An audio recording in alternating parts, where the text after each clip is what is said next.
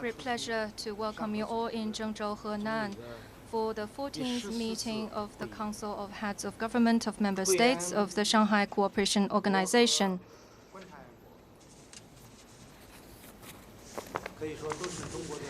The member states and observer states of the SCO are our close neighbors. As we say in China, a close neighbor is better than a distant relative. And our neighbors are as close as family, and we are privileged to be your host. We very much hope that you will feel warmth and hospitality on the cradle of the Chinese civilization, a place so historically and culturally significant. And we also want to welcome Belarus to attend this meeting first time as the observer state. Prime Ministers of the SCO member states exchanged views on important issues concerning the development of the SCO in a candid manner.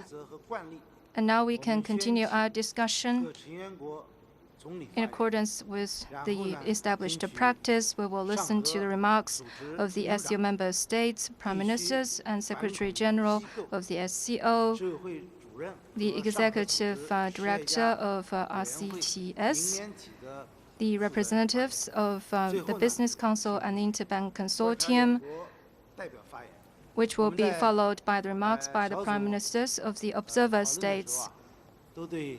In our small group discussion,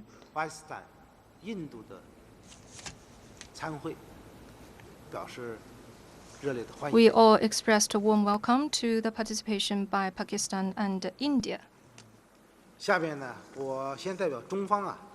Now I would like to speak on behalf of the Chinese side. Distinguished colleagues, since its inception 14 years ago, the SCO has traversed an extraordinary journey.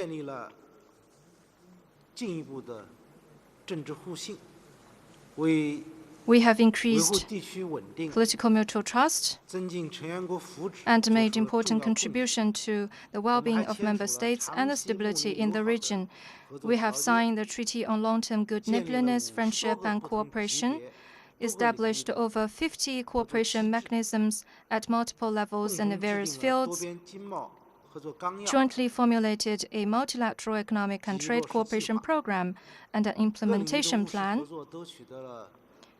and achieved good progress in cooperation across the board.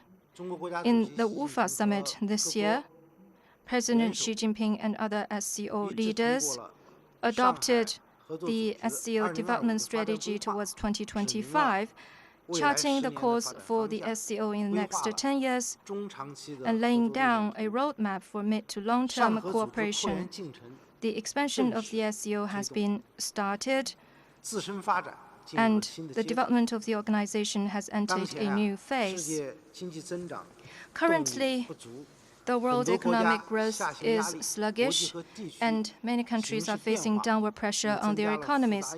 This has been compounded by emerging geopolitical crises in complex international and regional landscapes and the rising scourges of extremism and terrorism, posing unprecedented challenges to the international community. Spanning the Eurasian continent, the SCO member states sit at the crossroads of civilizations, religions, and cultures of the East and the West. Peace and stability and prosperity of the region not only concern the interests and well-being of peoples in the region, but also mean so much for peace, stability, and prosperity of the world. To this end, I would like to suggest that on the basis of the three traditional cooperation areas, namely security, economy, and people-to-people exchanges, we do more to strengthen the 6 major cooperation platforms of the SCO. First, we need to build a strong platform for security cooperation. The SCO member states account for 2/3 of the total area of the Eurasian continent and a quarter of the world's population. This makes us a staunch force for the maintenance of peace and development of the Eurasian continent. We uphold the post-war international order, the spirit of the UN Charter, and we are committed to peaceful settlement of international disputes, the principles of mutual respect and non-interference, and building a new type of international relations featuring win-win cooperation. Given the ever more rampant international forces of terrorism and violence and the intertwining traditional and non-traditional security threats, we should conduct a closer security cooperation on the platform of the SCO, leaving no room for destabilizing forces and helping to ensure political security and social stability of various parties. It is important for the SCO member states to increase coordination and communication, implement the agreement on border control cooperation among SCO member states, work for an early conclusion of the Anti-Extremism Convention, strengthen the anti-narcotic mandate of the SCO, and jointly support the national reconciliation process of Afghanistan, thus creating a reliable security environment for the development of the region. Second, we need to build a platform for production capacity cooperation. Being at a crucial stage of industrialization and industrial upgrading, the SCO member states face the pressing tasks of strengthening infrastructure development and improving industrial system, hence the urgent need for international cooperation on production capacity. As a Central Asian saying goes, healthy herds grow on good water and grass. The SCO member states have big potential in terms of market and resources. China is ready to synergize its own mature technology and quality production capacity with the development needs of countries in the region and provide affordable and quality equipment and project contracting services. We could also establish joint ventures to facilitate local production and processing and create more jobs for the local people and cut the costs of production. China and Kazakhstan have signed an agreement on production capacity cooperation and drawn up a list of early harvest containing 52 projects. 2 projects, namely automobile assembling and polypropylene, have been started. More than 10 other projects, such as iron and steel, maternity, and cement, will be started soon. China is ready to share the experience of China-Kazakhstan cooperation within the SCO and create an internationally competitive industrial cooperation chain that benefits all parties on the basis of government guidance, independent decision-making by enterprises, and market-based operation.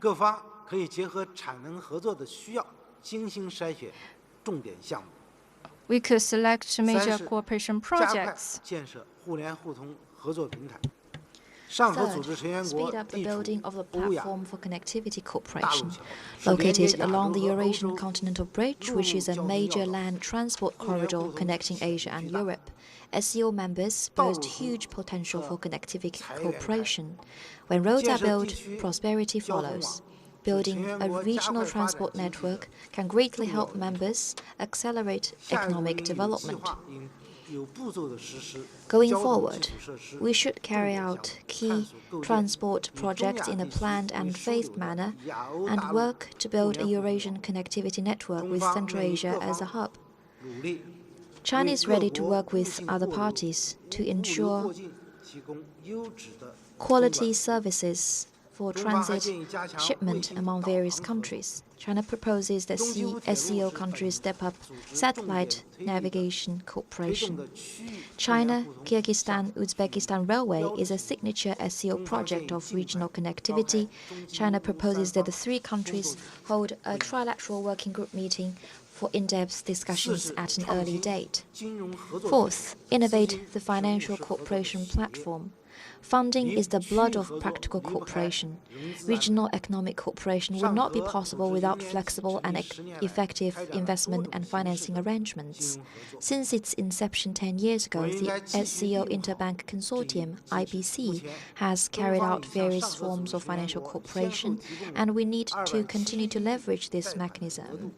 and China has provided $27.1 billion of credit line for SCO members and step up the China-Eurasia Economic Cooperation Fund designed to help member states, observer states, and dialogue partners alike, with the first batch of projects already being launched.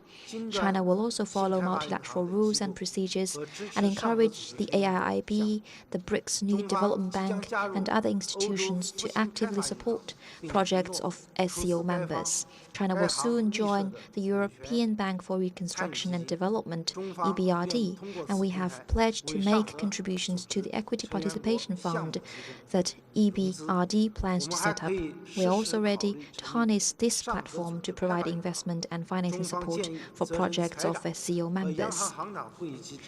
And it is also important to set up a SCO development bank at an appropriate time, and China hopes that this proposal can be studied at a faster pace through SCO finance ministers and central bank governors meetings. And fifth, build the platform for regional trade cooperation. Expanding trade and promoting trade and investment liberalization and facilitation are vital to deepening regional cooperation. China has taken active part in bilateral and multilateral free trade arrangements. So far, we have signed 14 free trade arrangements with 22 countries and regions. The combined GDP of SCO member states is nearly $13 trillion, but the trade volume among us is modest. There's much potential to be unlocked. Just now, at the SCO members' prime ministers' meetings, we agreed that we will instruct trade ministers of SCO members to study that within the WTO framework, how to take effective measures to promote SCO countries to realize more convenient trade and custom clearance. China also suggests that an SCO e-commerce union will be established as quickly as possible, as this will facilitate efficient and convenient cross-border e-commerce among companies of members. 6. Build a platform for cooperation bearing on social undertakings and people's well-being. The purpose of cooperation is to generate better development, and the purpose of development is to improve people's lives. People living on the steppe say that the carpet is the dream of carpet weavers. Likewise, better mutual understanding and better life are the common dream of the big SCO family. China is ready to work with other countries to actively expand cooperation in agriculture and to ensure food security. The SCO Environmental Protection Information Platform will be officially launched, and we will facilitate the implementation of the plan of Green Silk Road Envoys. China will support the launch of SCO Youth Exchange Year. China will offer 20,000 government scholarships per year to other SCO members in the next 5 years, starting from 2016 to 17 academic year. And China will continue to step up personnel training and fulfill the target of training 2,000 talents for other member states between 2015 and 2017.